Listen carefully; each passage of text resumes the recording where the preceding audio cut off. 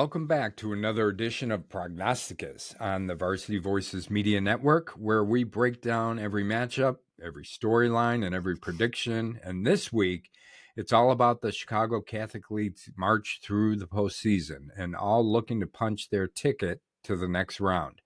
We've got ranked battles, classic rivalries, and underdog stories all colliding this weekend. So buckle up. We're breaking down each game with insight, analysis, and those all-important Prognosticus predictions that make Friday nights and the playoffs so special.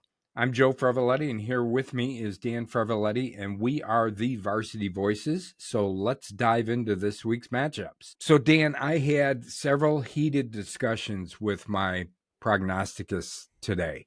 Yeah, I got hung up on several times. Yeah.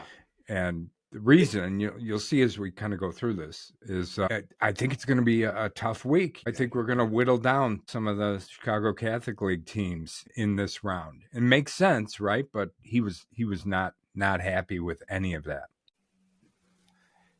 If you are looking to buy or sell a home, contact RE/MAX Realtor and Circle of Legends recipient Christopher Cobb. Let Chris's extensive negotiating experience work to guide you on all of your real estate buying and selling needs. Contact Christopher now to discuss the right strategy for your personalized real estate buying and selling plan. His number is 630-420-0070, or you can visit his website at christophercobb.com. I thought you were going to say because it's cold. He's tired of being here. It might be that too. Yeah. You've got him tethered to the house and he can't fly south. Right. He looks longingly up at the geese flying south. Yeah, but we'll see. Every round gets tougher and tougher. The teams are better and better. I mean, it's what it's supposed to be, right? Yeah, we know what happened in week one or the first round, and we kind of predicted that. Out of the 14 games? 13. 13 games. Teams, 13 games, yeah. Yeah. Only 2 Chicago Catholic teams dropped out, right? So that's kind of what we predicted, but I think this week might be a little bit different. I don't know. We'll see. Yeah, we'll see. Okay. Let's get into it. Let's get into it here, and let's start with the lower classes first, Dan, and we'll work our way up. And the first one is Bishop McNamara at IC. And what are you seeing here, Dan, in this game? I see an undefeated Bishop Mac team that looks a lot like a Catholic League team. Yeah, they do. They have multiple weapons on offense. They remind me, like I said, of a CCL team. Carter Krustinger is like one of these gritty, heady quarterbacks that's really good. Does what you need, and he gets the ball to guys like Julius May, Jordan Callaway, Cohen DeMac, and Richie Darr. I mean, they are loaded with people and can beat you multiple ways. They're high scoring, Joe, and this game's going to play like a semifinal or a final. Right. I do think we get more of what you talked about, last week in high scoring. Now, I love IC's defense, and I think they are at a level that might make it challenging. And because of that defense, I'm going to pick IC. And because of how they swarm to the football, and I think they're prepared for something like this. But I think it's going to be a great game. Yeah, it is going to be a good game. And you mentioned, I read about both of the, first of all, I know about IC's offense. We've watched it all year. Really good. Can score points in bunches when they need to. And Bishop McNamara, a little bit different. They like to run the ball, although as like you mentioned, their quarterback is very good and not just one-dimensional. So, but I do think it's going to come down to defense as well in this game, Dan. And, Bishop McNamara, I was looking at the average number of points they gave up over the course of their 10-0 now. And it's under 15 points a game, which I think is just incredible, over 10 games. So really good defense. So Although I've been sitting at the round table for a lot of this year, Uh-oh. I do think this is one of the games where we get Chicago Catholic team that drops out. I'm going to go with Bishop McNamara in this game, Dan. Okay, yeah, they're gonna kick you out of the castle. They are going to kick me out. Throw you off the No, off the mountain. yeah, no more big giant drumsticks for me. I'm No. just on bread and water. Yes, exactly. You're down with the peasants. I am down with the peasants. Yeah. Yes. I hate to do that, but it's just I try and call them the way I see them, right? Yeah, nope. We have to do it. Yes. All right. So we've got another 10-0 team in our next game here, and that's Montini 10-0 coming in, and they're going up against Notre Dame Peoria. And tell me about this one, Dan. Notre Dame out of Peoria is a wing T. So, and they literally run the ball every play. They might throw one pass. I think they threw one pass in their last game. And I think that works really well. And we've seen it play out in the playoffs, until you come up against a team that can score like Montini. Yeah. And even when you think about Montini's past couple of years, they've played Byron, which is a run heavy team. And those they have given Montini fits. Montini's offense hasn't been like it is this year. Right. Excuse me, with the weapons. And I think Notre Dame will find it very difficult to continuously run on that defense that plays physical and fast and is linebacker centric with Santino Tenuta and Ben Evenson and Isaac Alexander coming down from safety. A lot of guys with experience playing against teams like this. So they know the assignments. It's not unusual for them. And the downside for Notre Dame is that, what I say every week about this, if you get 2 scores down, Montini's got to get 2 scores up and force them out of that offense, force them into something. They can beat you on play action. That's how they beat you, like Joliet Catholic has done forever up until this year. But I don't think they can do a steady diet of the pass game. And I think Montini is the best team in 4A. So my pick, I'm going to ride the Bronco, Joe. And you're riding the Bronco, the Bronco, going with Montini. I am riding the Bronco too, Dan. And you mentioned, you know what I wrote down when I was reviewing or previewing this game? Dan says that if a team gets down by 2 scores and all what they really like to do is run the ball, that's not good. Not good. Not good. Have I said that more than once? You've said that a variety of times, and that's what I thought about when I was looking at Notre Dame. They're good at it. They're good at running the ball, and they're good in all phases of the game, but they will not have seen a team like Montini, and Montini's going to be explosive on offense. I mean, it's just the way they are, and I can easily see Notre Dame getting down by a couple of scores pretty quickly here, and Montini completely throwing them out of their game plan, whatever that is coming in. They're going to want to do what they've done all year because that's what got them here. But we've seen how Montini can ruin a game plan in one quarter for their opposing team. So I think Montini's a favorite in 4A as well. I think they're going to show that again in this game. So I'm picking Montini in this game, Dan. All right. Yep. Moving on to 5A, right? Moving on to 5A. And this one, Prairie Ridge is at St. Francis on Saturday. Yeah. And I didn't look deep enough. Did St. Francis play Prairie Ridge last year in the playoffs, or was that Cary Grove? I get Prairie Ridge and Cary Grove mixed up for some reason. Are they both hyphenated? Maybe it's the hyphen in the middle. I don't know. I don't remember if they did, Joe, but I know what I do know is they are both triple option teams. Heavy option, heavy run. And I'm going to flip the coin over on my statement about those teams. Okay. I'm going to talk about the other side because this is where I think St. Francis is in trouble. If a team like that gets up on you, even by a score, it becomes, you can almost see the frustration on the team that's down because they can't get the football back. Right. Yeah. And these Prairie Ridge, and I'll say the same thing about Cary Grove. They will pound the ball 4 yards at a time, 4 yards, and just when you think you've got them stopped, they play action pass you and then get up another score. And if Right. they're up 2 scores, it is really hard. You see the offense start to feel the pressure, and they get tight, and they worry about, they want to score a touchdown on every play because they're down and they're not used to it. But so the other side of that coin is you don't want to let that team up, and I worry about St. Francis's defense. Prairie Ridge's quarterback Luke Vanderweel is one of the better players in the area, and he's a leader of this offense. They're also young. They've got Vincent Bick on offense and Hunter Massolino, both sophomores on defense, who are big players in their first round win. So I am concerned about this game. That youth maybe makes me feel a little better about it, but I'm worried about St. Francis's penchant for giving up points, and I think it catches up with them this week. So, Joe, I'm picking Prairie Ridge. Okay, we mentioned that Prairie Ridge is undefeated at this point, right? 10-0. Yeah.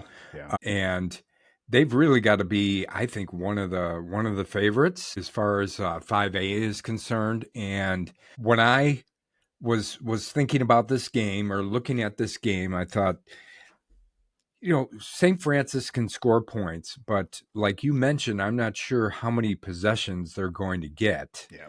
And what St. Francis would need, I think, in order to win this game would be a couple of turnovers, special teams plays. Because I don't think if this game, if you just let Prairie Ridge run their offense and march it down the field, score a touchdown, that St. Francis can handle that kind of team. They would need some kind of turnovers, some kind of special teams plays. I'm not sure. I think Prairie Ridge has been very disciplined. They execute really well. They have not had many turnovers this year. So, although I do think St. Francis is going to have a couple of explosive plays here, we know that's what they like to do. I'm going to go with Prairie Ridge as well in this game. St. Francis needs to dominate special teams, right? That's a huge thing. Jalen Torres needs to be awesome, in the middle of that line. Yes. So yeah, they're gonna need some guys to step up. Some guys to step up, yeah. All right, so the next game, this is Cary Grove. Yeah. Hyphenated. Yep. Cary Grove and St. Pat's. Good win for St. Pat's in the first round last week over an undefeated team. Yeah. And kind of good prep for this game. However, Cary Grove is a different animal than Wakanda. You're going to get Logan Abrams, stud, Jackson Burnt. Logan Abrams, Jackson Burnt. Logan Abrams, Leo Zavala. Logan Abrams is a monster and one of the best players in the area. And Joe, Cary Grove might be the best rushing team in the state. Right. They are fast. They are disciplined. They are tough. And they are extremely well coached. Played them when I was at Bennett in the playoffs one year, and it was rough. It's all you can handle, and you got to have guys feel like they're doing their job, and they still are getting 4 and 5 yards a crack. Right. So they have the personnel, and if St. Pat's wants to win this game, I think they're going to have to outscore them. But I think Cary Grove plays really solid defense as well. Yeah. And, unfortunately, I love St. Pat's. I love the ride they've been on this year. I've been eating shamrocks and Lucky Charms all year, but I got to go with Cary Grove in this game. Yeah, that's a good pick, Dan, because I feel the same way. And one of the things I was looking at, we were talking about this with St. Pat's as they were going into the first round of the playoffs, and I think you may have mentioned this. You're like, you know what? In this first round, the strength of schedule that St. Pat's has played is really going to carry them through this game. And you picked St. Pat's, I picked Wakanda, so you were right. So I thought, okay, is Dan right again? Let me look at this. But not only does Cary Grove have a really talented team and they play tough and physical football, But when you look at their schedule too, they've played a pretty tough schedule. Yeah, they do. And they've gone 8-2 in that schedule. So, I think Cary Grove, they're significantly ranked higher, although I don't put too much into the rankings, but I think they're number 6 in this now. But I'm going to go with Cary Grove as well over St. Pat's. And St. Pat's has had a really good rebound year, haven't Yeah. they? Oh yeah, Yeah, it's been really really good. exciting. Yeah, Yeah. really exciting, and they have a bright future. Yeah. And yeah, we'll see if they can play spoiler here, but I don't think you can at this point in the playoffs. And like I said, Cary Grove, I'm going with that pick as well, Dan. All right. All right. And what about Providence and Kankakee? Another good one. What do you think here? Another good one. Yeah. Kankakee, high flying offense.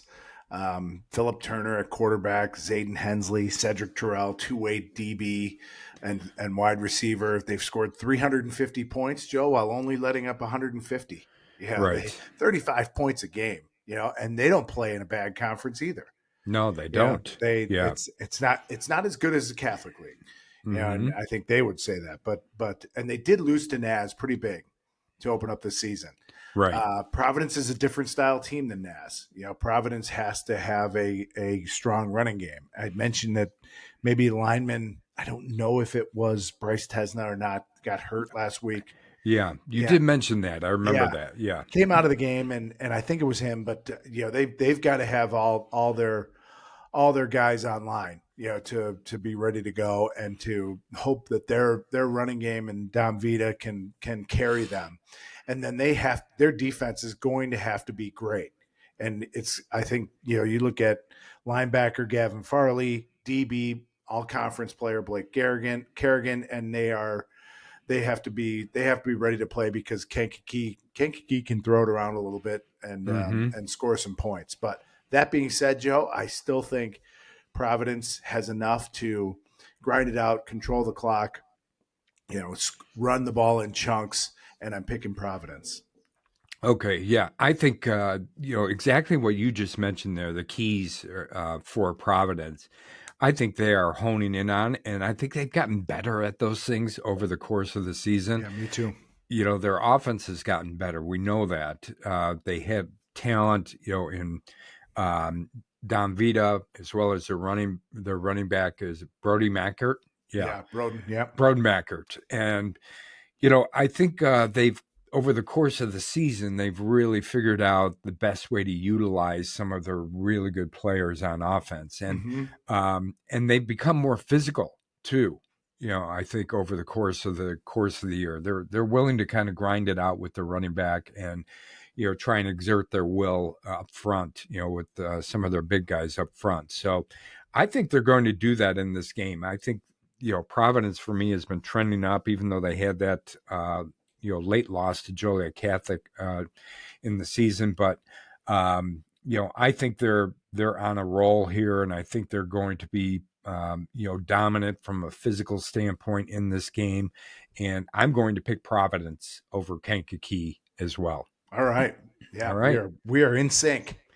We are in sync, and let's see if we're in sync on this go one. Ahead. This is Nazareth at Wheaton Warrenville South. So, yeah. And I would imagine we're in sync here, Dan, but let me hear what you have to say. So, two great schools with a lot of skins on the wall, right? I mean, this is kind of a ton of tradition and pride on the line, and it is a great second round matchup. There's a few of these out there that you could see in the semis or finals or quarterfinals. This is one of them. Wheaton Warrenville South, Owen York is a dude at running back for the Tigers. And Naz kind of counters with this balanced offense, comes at you in waves, plays a lot of people, spreads the football around, wide receivers, from everywhere. Strong defense. That is one of those Chris Caskey led, swarming defense that makes it really tough. He's almost, they seem to have a guy who's unblockable every year. Right. And he's that guy this year. Joe, I maintain that Naz is one of the top 3 teams in the state, maybe 3 or 4. And I think is at least most talented, and I think they're well coached. I think they're aggressive. I think it might be a tough game for them, but I am picking Naz this week. Yeah, so Naz comes off one big win after another, Yeah. right? And you're right. They've shown different ways to beat good football teams over the course of this year, whether it's on offense, whether it's on defense, whether it's special teams, whether it's running the ball, throwing the ball. Naz just seems to be able to make whatever adjustments are needed and and and put a hurting on the teams that they play, the majority of the time. They just have that kind of talent, and they're coached so well, right? When you watch the things that they've done over the course of the regular season and how they've kind of changed or gone with what their strengths are compared to maybe what some of the weaknesses are of the teams that they're playing against, they do that so well, I think. But Wheaton Warrenville South, another tough conference, right? Really tough. Yep. They've played some really tough teams. They've come through that. They've shown that they've been very resilient over the course of the year, and they had a big win in their first round over Highland Park, 42-7, I think was the score. But they have probably not seen a team like Nazareth and the amount of talent that is going to be across from them on the field. Both on offense and defense. We know what Nazareth has. So I do think Nazareth is one of the best teams in the state as well. I think they're a favorite for 6A, and I'm picking Nazareth over Wheaton Warrenville South. Okay. All right. And so that moves us to, is this another 6A? Yes, I believe. And this is Rolling Meadows at Fenwick. And and tell me what you're seeing here, Dan. I see more family, brothers playing together, which I love. Right. Maybe I'm jealous that the three of us never got to play together, but right. Yeah, Rolling Meadows is led by Jack and Josh Rappa. They're senior leaders on this team under first-year head coach Devontae Amos. Braden Novak at quarterback leads a dangerous offense with wide receiver all-name team Xavier Morozic de Jesus. That's a good one. Yes, I had to practice it for about 10 minutes. And I think this is going to be a really fun game. I think I think you're going to see some points scored. I do think Fenwick is the better overall team, is more battle tested, which starts to become a big deal. Rolling Meadows, kind of still on the rise as a program. That's where Robbie Gold came from, right? Yes, it is. Yeah. Right. So he had done a nice job of building that, and Coach Amos has kind of taken it and run with it, and continued to do a really good job. But I do think Fenwick is the better overall team. Jamin Williams at quarterback is just so good, and so efficient. Obviously, the Thies brothers will have an impact in this game, so it'll be cool. We've got brothers on brothers playing one another. Brothers on brothers. I like that. Yeah. Yep. And it'll be a fun game. But I think Fenwick's the better overall team, and they move on to advance to the quarterfinals. Yeah, I think so too, Dan. I think Fenwick moves on here, and I think we've seen how physical Fenwick can be over the course of the regular season. They'll knock your block off. They will knock your block off, yes. And I think you're going to see that in this game against Rolling Meadows. From a physical standpoint, I don't think they'll have seen a team quite as talented and as physical as Fenwick is. And I think that's going to make a difference in this game. Now, obviously, Fenwick has, they've got the Thies brothers on offense and defense.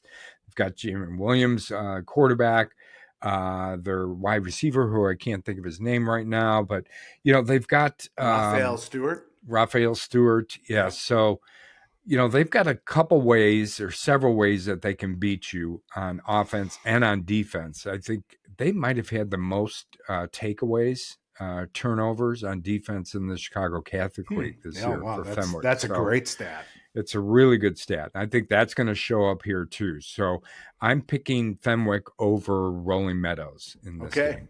All All right. right. Yep. All right. And we move on to the next 6A game, which is Bradley Bourbonnais, who's coming to St. Lawrence.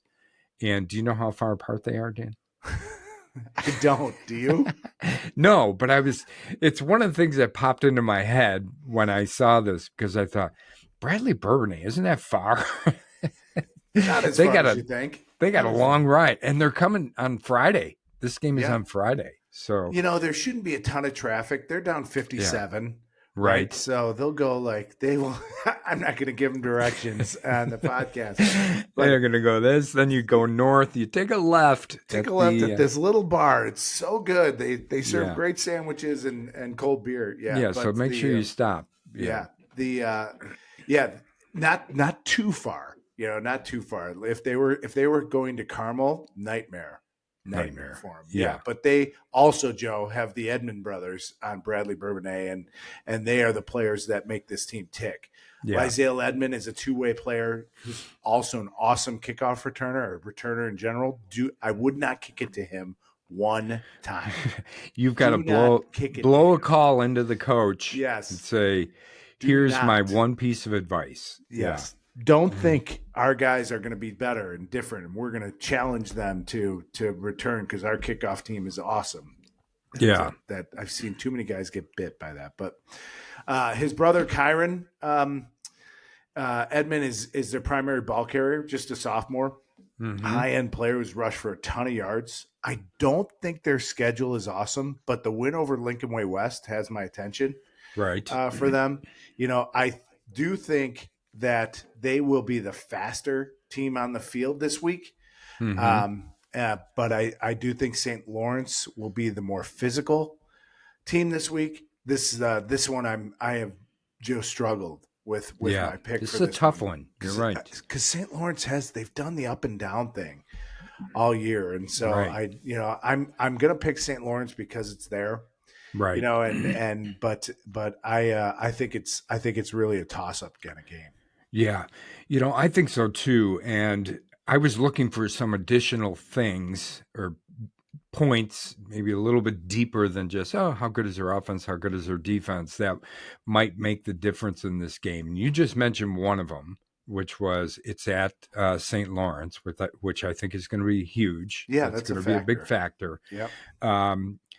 I don't find it always a factor in a lot of games, although I bring it up a fair amount, but I do think it's going to be a factor in this one. The other thing is, Bradley Bourbonnais didn't play a great schedule, and they pretty much walked their way through that schedule. The last couple of weeks, when they've gone up against some tougher teams, they're starting to give up a fair amount of points. Their defense was pretty good during the regular season. I think over the last 2 weeks, they've given up 62 points. So a lot more. So I think from St. Lawrence's standpoint, I think they're going to try and grind the ball out here, and they're going to give it to Corey Less as often as they can and let him do what he does, right? And I think he's going to do a lot. I think he's going to have a big game. I think they're going to be physical. I think their defense is going to be able to hold down, to some extent, Bradley Bourbonnais. So I'm picking St. Lawrence as well in this game. Yeah, all right? That'll be a fun one. It will be. All right. And now we move on to 7A, Dan. And you just mentioned Lincoln Way West. This is Lincoln Way Central, and they are going to St. Rita, to play St. Rita on Saturday. So they come in 9-1. St. Rita 6-4. We've talked about what St. Rita has done all year, and I feel like they've really come into their own the last 3, 4, 5 games, really, after a really slow start. So I think they're kind of clicking here. But tell me what you've learned about Lincoln Way Central, Dan. Lincoln Way Central beat Providence in week 2. And I watched that game, and I thought this is one of the faster running back duos I've seen. And everyone who seemed to touch the ball could fly. Yeah. Yeah, and they are in the Southwest Valley, Joe, and 9-1 in that, and there's very good. And I was in looking at this, I thought, boy, the Lincoln Way area is probably the best area in the state right now for football. Yeah. I mean, just think of the Lincoln Way schools and then some of the other ones that are Yeah, not too far Providence. away. Yeah, Providence, Providence right? right there, and Yeah. you would say that. Yeah, you've got Mm-hmm. Lamont, but anyway, so Lucas Andreessen and Justin Cobbs both run the ball really well, and their defense, Joe, 10 points a game. I Yeah. mean, really good, Pretty really amazing. good. And I'm a little concerned that Rita's in trouble here. I know they've Mm-hmm. been getting better. I do think Lincoln Way Central is one of the better teams in the area, and I do think they can score, a bunch of points. They get big plays out of the running game. I hope I'm wrong, but I'm picking Lincoln Way Central. Okay. Yeah. And one of the things that swayed me, and I'm picking Lincoln Way Central too in this game, is, they've been pretty dominant Yeah. over the course of the year. Like you said, their defense not giving up much in the way of points, um, and they score a ton of points. Fast. Everything They're is so fast. fast. I mean, I think they had I forget how many games. I know there were at least two, if not maybe five, where they scored over 40 points. And they did it pretty regularly throughout the year. So they've been dominant from game one, through the course of the regular season and now into the playoffs. Now they're going up against a St. Rita team that we know is going to be big and going to be physical and came through a really tough schedule. So, they're battle tested for sure. But I do think from a standpoint of talent on the field that Lincoln Way Central might have the edge here. And I'm going to pick Lincoln Way Central as well over St. Okay. Rita. Yeah. Yep. Boy, we have really, really been locked in here. Yeah, we have. Yeah, I'm surprised, but yeah, it's not easy. This is not an easy week, and it continues right with St. Charles and North and St. Carmel. Charles North and Carmel. Yeah, continues. St. Charles North, but they're 9-1, right? Yeah. And Yep. we've watched Carmel play all year. We know what they can do. They come in at 8-2 and won some really big games. So I had a hard time picking this one. Yeah, it's Joe, and the cool thing about these two teams, they've both played in, and you use the term instant classic, and I know that's out there, but yeah, we don't see it a ton in the regular season. They both have had instant classic type games. Carmel in a loss to Right. Montini, and Right. St. Charles North in a win, a crazy comeback win against Batavia. And Yeah. Joe, they're the real deal. JT Padron, quarterback, and he's a really good player, and he's got Northwestern bound. Go Cats! Mhm. Wide receiver Keaton Ranke, hopefully who's healthy for St. Charles North. I think he missed last week with an illness, but he's had a tremendous year. One of the leading receivers in the area. I'm sure he's going to be on all area and all conference, or all area and all state teams. They crushed East Moline without Ranke. Right. And Joe, this is one of the better, if not the best matchup for Catholic League teams, or maybe any matchup in the state this weekend. I think it's going to be a barn burner. Yeah. And if you could get to this game, this might be a fun one to get to. Yeah. I'm going to pick Carmel in this because I just think that they are that high flying right now. But I think you could see both teams in the 40s, one in the 50, one in the 40s type Yeah. of game here. And so I think Carmel is really built for that. And so I'm going with the Coursers in this one. Yeah, and Carmel has shown that they can win those kinds of games. Yeah. I mean, they don't shy away from getting into barn burners because they feel like, hey, if that's how you want to play, we can match you and better you when it comes Our to guy's that. pretty good. Our guys are pretty good, throwing the ball around, catching the ball, running the ball. Yep. And Carmel can put up a ton of points. And I think this is going to be a pretty high scoring affair too. And the thing that put me over the top, and I'm picking Carmel in this, is the number of games that they did have to do their high flying act, right, and score 50 points, 60 points, whatever it might be, in order to get that win. They scored 60 last week against Normal, right? 60-44. They gave up a ton, but they were like, hey, we'll just score more than you. So I think this game is going to be very similar. The only other thing I worry about Carmel, and I mentioned this last week, is their depth. We know they don't have a ton of numbers. They've got guys going both ways, and really key guys. So I got my fingers crossed that they stay healthy through the playoffs, through these games, and if they do, I think they win this game over St. Charles North. Yeah, St. Charles North will look like an army across the field next to Carmel. Yeah, right. They're gonna have 100 out there. So yeah, it's gonna be a lot of fun. It will be.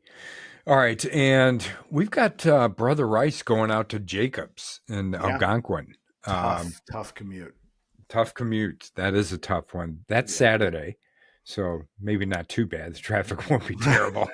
It's better than Friday night at 6 p.m. Yeah. Yeah. The Brother Rice, Joe, I think this is one that's different for me. I think the next two we're going to cover, I think could be dominate, games. I think Brother Rice, they have to stop Caden DeMille. He's a hard runner. Jacobs runs some wishbone. They're one of these teams that does this, and their offense is a handful. DeMille is a great high school back. And he's going to have to be special because the defensive line, Joe, of Brother Rice, the quad of King Liggins, Braden Parks, Cameron McGee, and AUMT member, all undermentioned team member, Ethan Posey. For sure. They are the most active D line in the state. And they can fly, they can get around, they can cover, they cover the edge really well, they set the edge really well, they free up things for their linebackers and defensive backs to run around.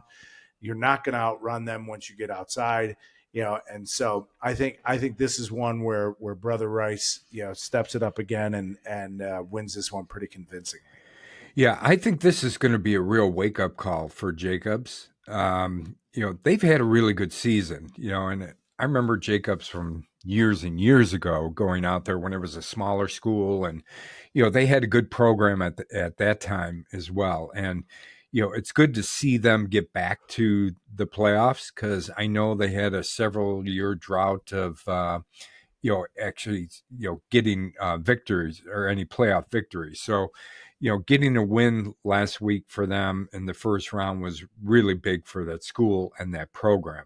And I love that, about that. But when Brother Rice gets out there on Saturday and gets off the bus and gets their gear on and comes out on the field.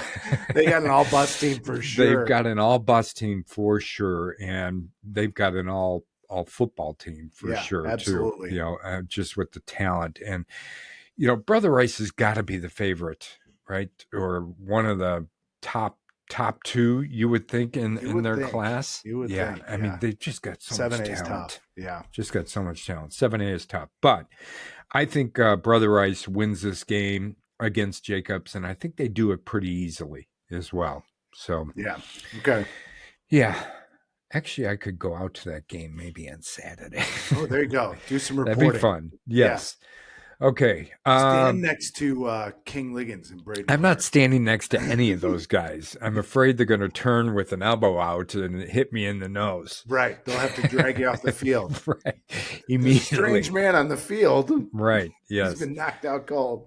Yeah. All right. So last game, Dan, 8A, Mount Carmel at Belleville East. Do you know how far these are apart from each other? Far. 250 miles. Yeah. So Belleville East is that's a long way to go. And I think Mount Carmel is going to be in a bad mood, when they get there. And I think Belleville East is a good team. They're always one of these teams. Maybe Belleville East. I know there's a Belleville everything, but there's a Belleville West. Yes. And, because we don't follow them so much and they're so far away, it's hard to know a ton about them. They beat West Aurora 48-34 in round one. Yeah. Looking at their schedule, Joe, they lost to East St. Louis 55-7. Yeah. And East St. Louis, when you look at their, it's ridiculous how bad they beat the teams in Illinois. It makes me think about and then struggle against some of these other national teams. Well, I think Mount Carmel is one of these national teams, and For I sure. think they are that good. And so I don't see, other than if Mount Carmel has some lag from the drive, if they're driving out that day, I bet maybe they'll drive out that morning. But anyway, that's a long day. Yeah. Um, that's about the only thing I think that can slow them down a little bit in this game. I do think they win big against Belleville East and kind of march on. I think they have too much for what is Belleville East? The Tigers. I'm guessing, but Uh, yeah. I don't know what Belleville East is. I'll look it up. Oh, the So, Lancers. They're the Lancers. the So yes, Lancers. sitting at Okay. the round table with Belleville East. I am not. You're I not am not. doing I that. am. I am. I am in the caravan with my Wagoneer. Right. With your Wagoneer. That's good. When I was reading about this matchup, and I think in a couple of different places they described it as a elite program versus the scrappy challenger. And you tell me which one is which. Yeah. But I immediately thought of you and your comment about, along the lines of what Chicago Catholic League schools do to the scrappy challengers. Yes. Right. They ruin a lot of Cinderella seasons. They They do. really They do. ruin a lot of those kinds of seasons. And unfortunately for Belleville East, they've got to play the best of the best in the Chicago Catholic League in Mount Carmel. Now, I was surprised a little bit last week about how, Loyola kept that game pretty close, Yeah. right? Maybe there's something to be learned. But Maybe yeah. there Yeah. is something to be learned there. But I think this scrappy challenger in Belleville East is probably would have a hard time against Loyola as well. So I do think Mount Carmel is going to come into this and they're going to want to get back on the bus as soon as possible. So I think they're going to come out just firing on all cylinders, and I think they're going to put it away pretty early in this game, and hopefully get to a running clock and get back in the bus. You think Coach Lynch has a time? This is the time we are back in this office.